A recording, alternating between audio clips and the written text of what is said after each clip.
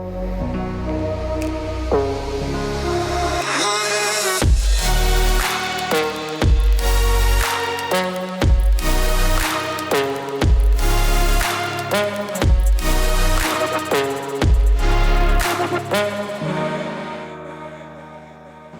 up, brother? Jeremy, How's it going, my friend? where are we? We are in Havana, Cuba. And how did we get here? From one conversation to another. In about, you invited me at the cigar shop in London. About 4 days later, we're on a plane heading to Cuba. And it's a day number 4, and it feels like a week number 6. Absolutely. So welcome to another, I don't know what that is, because you see that? That's a second bottle. Yeah. I think we're gonna call it Drunken Interview Series. We're both heavily intoxicated. Heavily. We are at the restaurant that is, well, it's not a restaurant, it's an institution. We're at El Ajibe, which is a restaurant with very complicated menu. Right. You can have a chicken, or chicken. Actually, no, that's not true. You can have a pork, you can have The pork scratchings are phenomenal, to the be pork fair. scratching. Yeah, haven't tried them. Yeah. But the rum is fantastic. The rum is fantastic. So, what we're gonna talk about today is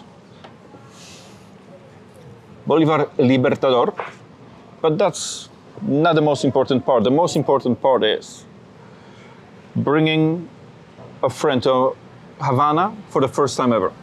Yeah, yeah. And we're gonna concentrate on that because even that we've been here for 4 days, it's been intense. So Indeed. let's light up cigar and let's start our conversation. And I'm gonna do the honors and pour some rum. I'll light up my cigar while you're doing that. Appreciate it, brother. Por Santos. Shit. I thought I can hit my cameraman, but instead I hit the table, so. Say when. Hit the... When? Unfortunately, they've run out of my favorite Santiago 11, so we are trying. Well, that's not trying. We're sampling Yeah. the second bottle of Santiago 8. Sampling. Yeah, Sampling. that's the word. Sampling. No. You can sample and sample and sample over again until you feel confident that this is exactly what I want.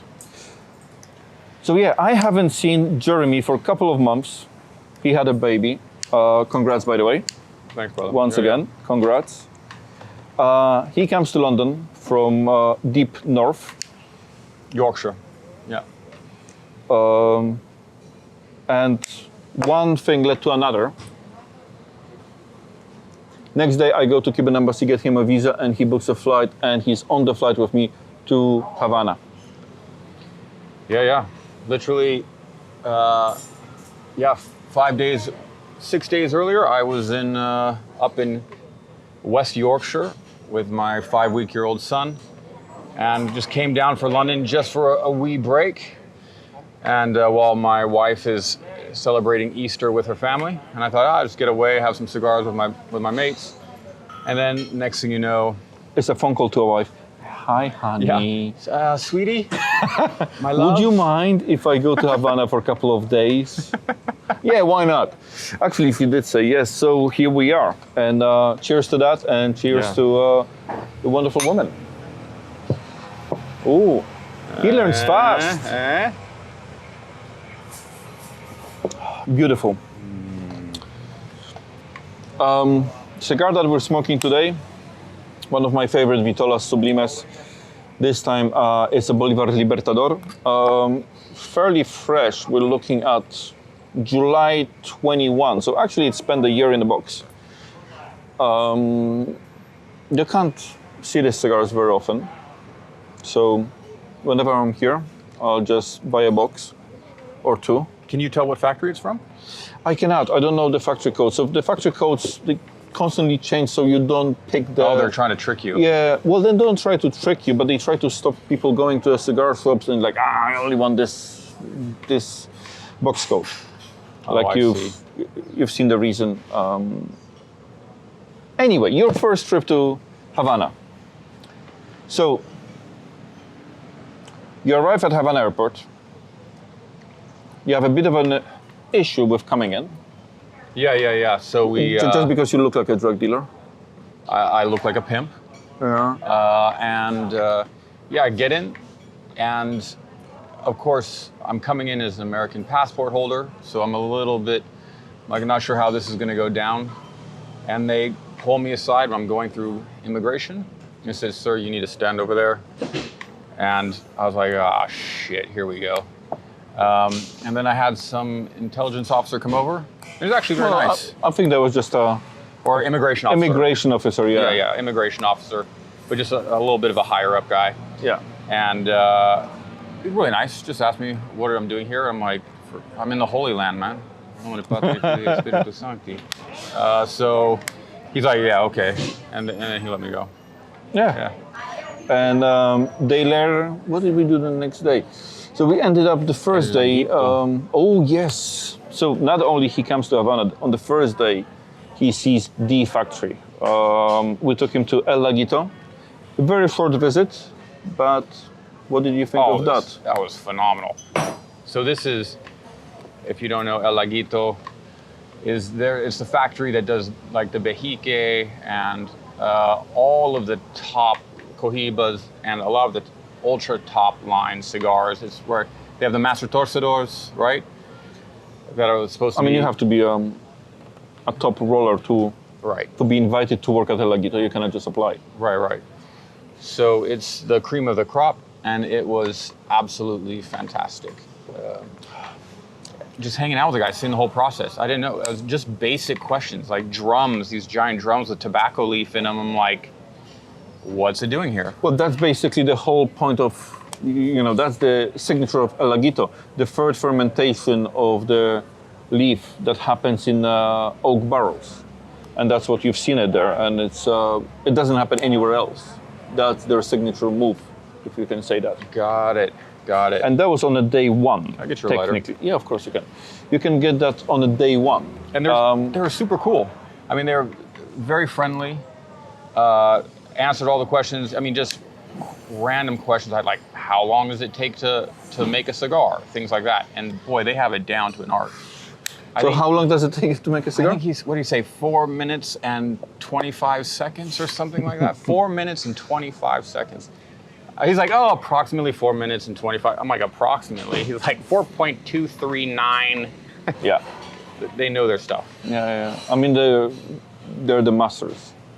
And as soon as we left El Lagito, we went to pick up motorcycles. Not only he came to Havana for the first time, he's seen more of Cuba than a lot of people coming over.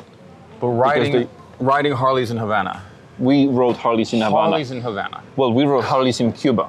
Yeah. And that's an experience on its own. So Jeremy is not really lucky with a bike. He managed to break down 3 times on 2 different bikes. Dude. Fuck you. So we didn't even leave Havana, and he lost a gear shifter that I had to go and fish for somewhere along the way. We didn't even get to Plaza de la Revolucion, and we were going to Playa Larga, which is just over 200 kilometers away from Havana. So that took us extra half an hour to find your gear shifter. Yeah, well, because I'm just, here I am. I'm in fourth, and I'm like just ready to downshift, and I'm just feeling air. I'm like, wait, what's going on? I look down, I'm like, ah! It's like I wasn't exactly sure how I was going to ride the bike without the gear shifter, but. And then everything goes smoothly. We get to the first stop. Yeah. We literally take over the place because there's few cars coming with us. And we start a full-blown party, right? The speaker goes off, the coffee keeps coming, the rain passes through, and we decide to hit the road. And that's where it gets interesting. Our first planned stop was at kilometer 81 of the Cuban motorway. We get there, and what happened? The petrol station is closed. Yes. Because there is no gasoline. Well, there is no fuel. There's a fuel shortage. Kind. There's fuel shortage in the country right now. Yeah, yeah. there's a massive fuel shortage. So naturally, we want to take Harleys, which are fuel-guzzling vehicles, and ride them halfway across the country during a fuel shortage, because that's the intelligent thing to do. Now that you say that, it sounds like we're a bit of a morons. But listen, nothing's gonna stop us. Nothing's gonna stop us, and especially with more rum. exactly. So we don't panic. We carry on. I think we just refueled you at some point with a 5 liter of petrol that we had. Mm-hmm. We head on to the next petrol station, and we didn't make it. Yeah. So Jeremy, I look in the mirror and I can see Jeremy just pulling to the side. And at that point I thought, shit, he ran out of petrol. Yeah, no, it turns out I ran out of electricity this time because we went through a nice little rainstorm, and I think it shorted the electricity or the alternator, so that the bike is no longer has any electricity, and so everything goes dead. All my indicators go dead, and I'm just start coasting, and I was just like, oh, fuck's sake. And so I go onto the side of the road, and now the bike is dead. So that was great. Great. So I go back. One of the support cars come back. We tried to change the battery.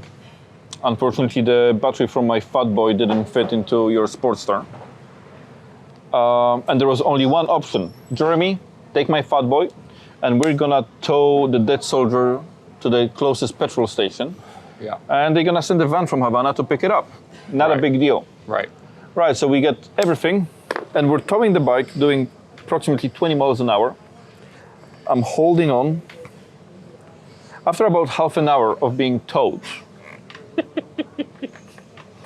well, we didn't get to that part yet. My light came on, so we thought, okay, the bike recharged, I've started, and the bike went. Doing 120, going as far as I can. I've managed to do about 6 kilometers before I run out of the battery again. And then we started towing the bike again. Oh, by the way, in the meantime, as we were towing your first bike, we got a flat tire. Oh, right. Yeah, you weren't with us. You already went. So we're moving, and I'm moving the bike, and I shout, hello, your tire's flat. You're like, yeah, of course it is. Yeah, naturally. Why it wouldn't be? So the second time I'm being towed, guess who's on the side of the road with a motorcycle? So Jeremy pushing 300 kilo Fat Boy. Yeah. How long have you been walking for? Probably 20 minutes. I was like, okay. So the Fat Boy runs out of gas also. And he, by the way, he warns me. He's like, the tank is super low. But you just go on ahead and, just get to the gas station. Oh, yeah. It's like, little did I know, this bastard put in the gas was like the tiniest amount. I couldn't have gone more than like 10 kilometers or something before it also dies on me. And so here I am on the side of the road in the middle of Cuba. And I'm just like, this is fucking great. This is just brilliant. So I'm just like, what the hell am I thought I got two choices. Either I can just I could have been at home with my son. Yeah. I'm like, welcome to Cuba.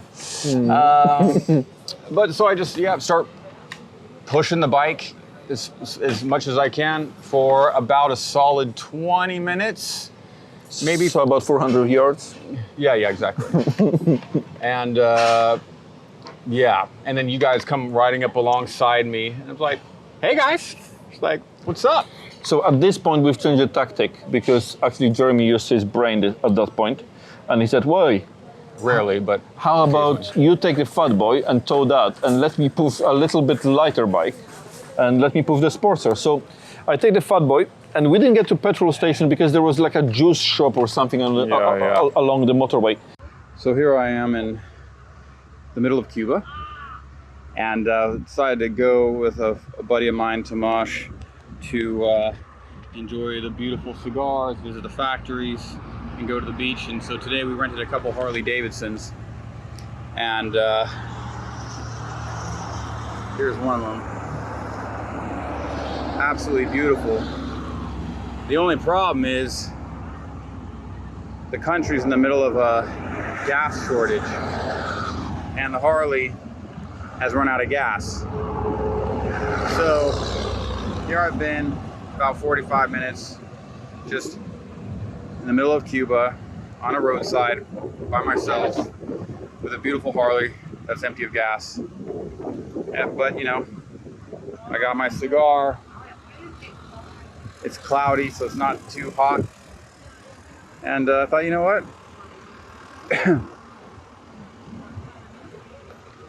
Life is good.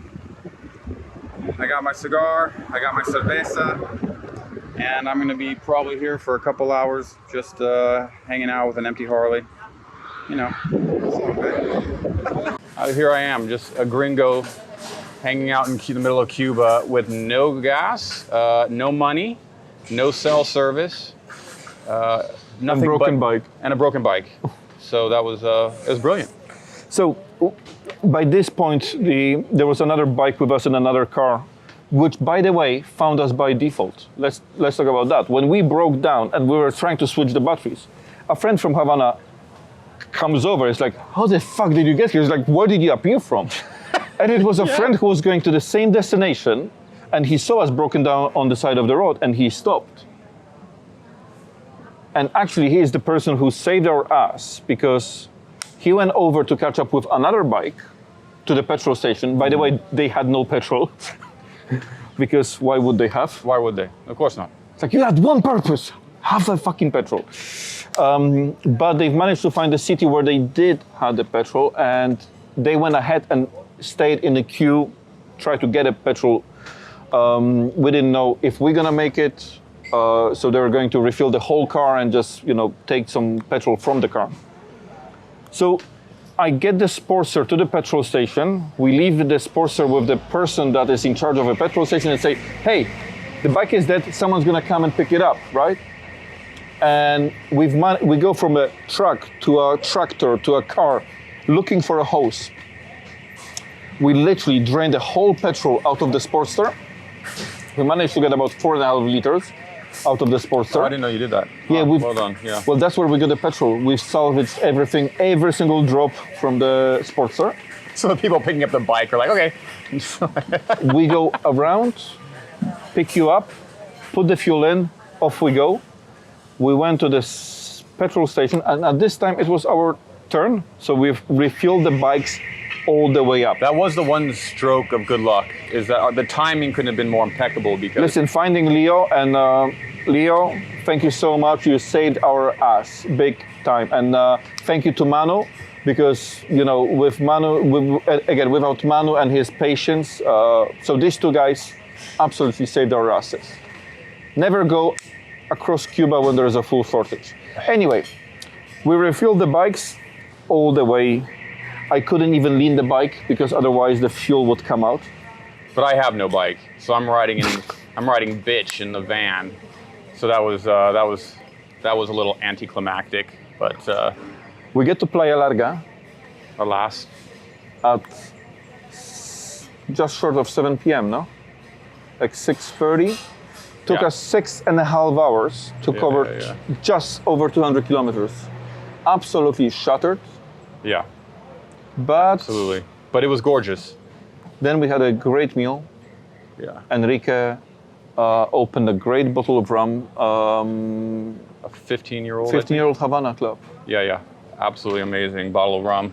And just gorgeous ocean view, which turned out is for you Americans is the Bay of Pigs. So here I was after this long journey at the Bay of Pigs, looking out, and it's just staggeringly beautiful.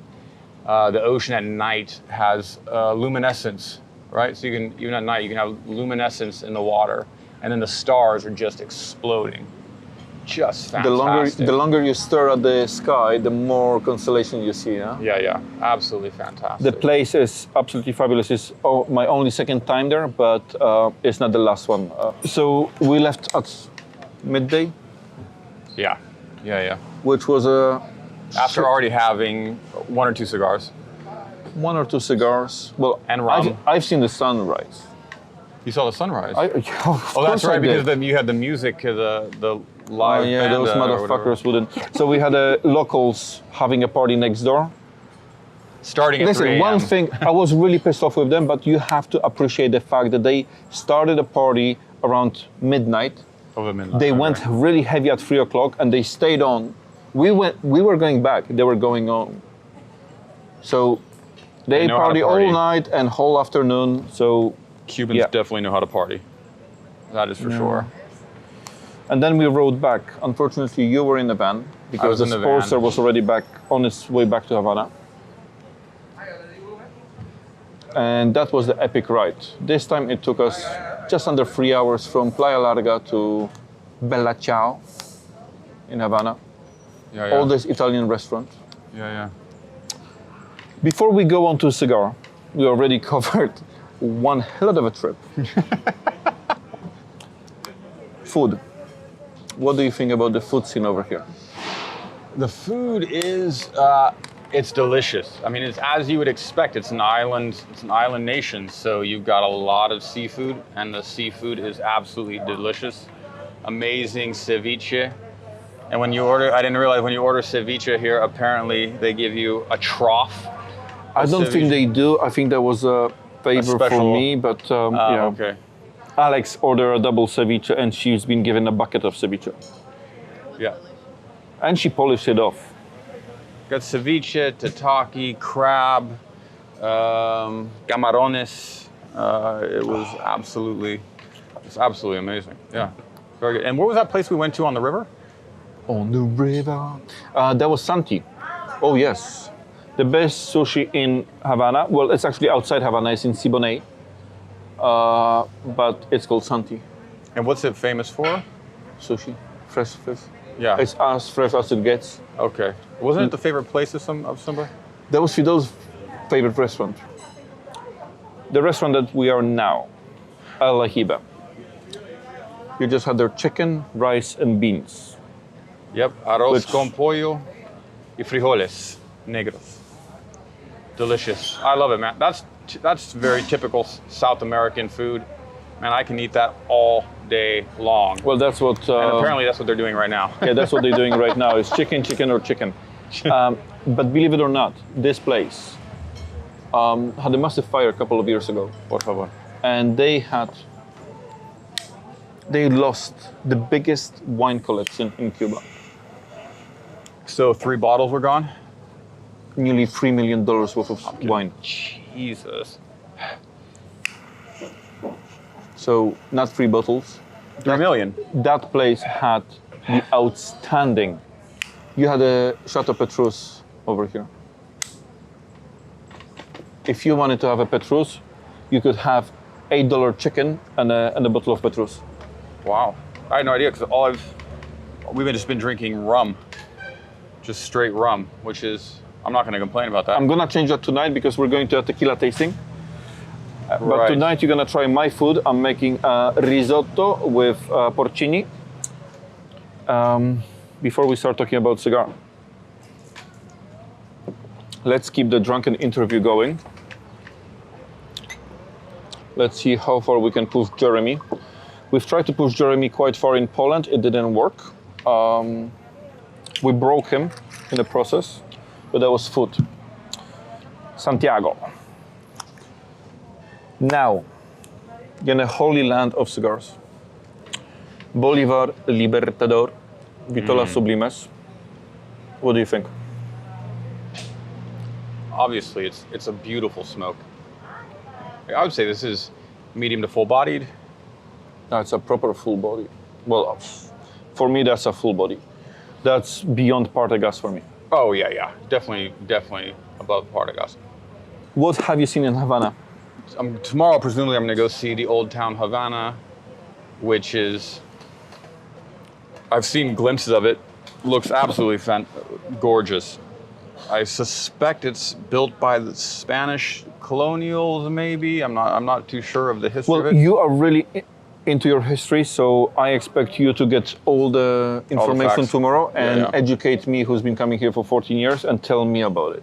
Yeah. Because I just assumed I can it was tell the you where Spanish are the first. good bars and good restaurants, but not really sure about everything else. So, going to the club with the art and all that stuff?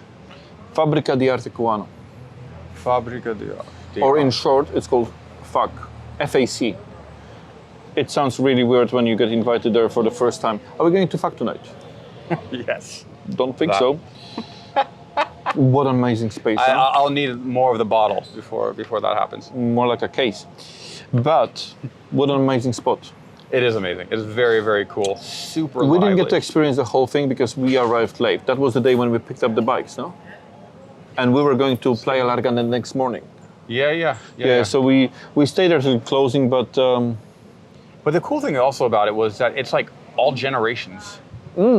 It's this massive place with all these different areas where they're playing different kinds of music and Yeah. they have art, and it's just, but then you're seeing like, these typical girls that are like trying to dress up like smoke shows and walking through a club like you'd imagine in like LA or something, or London. And then you have like 70-year-olds that and are hipsters. Yeah, and then you have hipsters. rockers and Artists. everyone in between. Yeah. It's a cool, it's definitely got a great vibe So there. I think you have 5 different concert halls, few different restaurants, a lot of bars. The place was packed. You've seen the concert. Yeah. There's some DJ playing at that point. But it's the one place that we definitely have to experience the next time. Yesterday, I think everyone ran out of batteries and we didn't have energy to go anywhere else. But I promise next time we'll go clubbing. And there is still there's still a little chance we might go clubbing tomorrow. Tuesday is a good day to go to a club, apparently. The night before we fly. Well, our flight is not till 10 p.m., so you'll be fine. Oh, right. Okay. Yeah. Worst case scenario, we'll rebook our ticket for, I don't know, June the 5th. I have by the time I get back, he'll be a 6-week-old son. I am not going to miss him for the world. He is the cutest thing on the planet right now. And once he gets a little older, then I'm like, all right, then I can fuck off more often. But at this stage, he's too cute. Well, we're gonna bring him here for his 18th birthday. Oh, yeah. I've already set aside cigars for him. Jeremy, And I'll probably get my child taken away from me just for saying that. Like, you're not allowed to raise a child if you have cigars. I'm not supposed to say that. You can offend people. Right. Let's have that shot. Thanks, brother.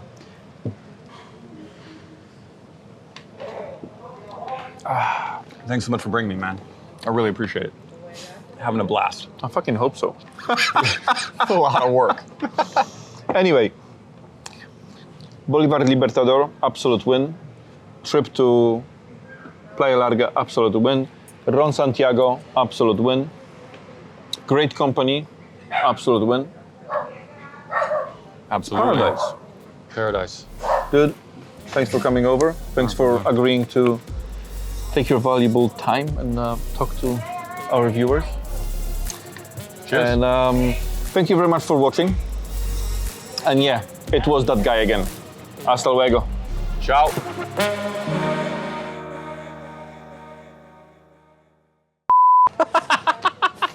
Holy shit, that rum is strong.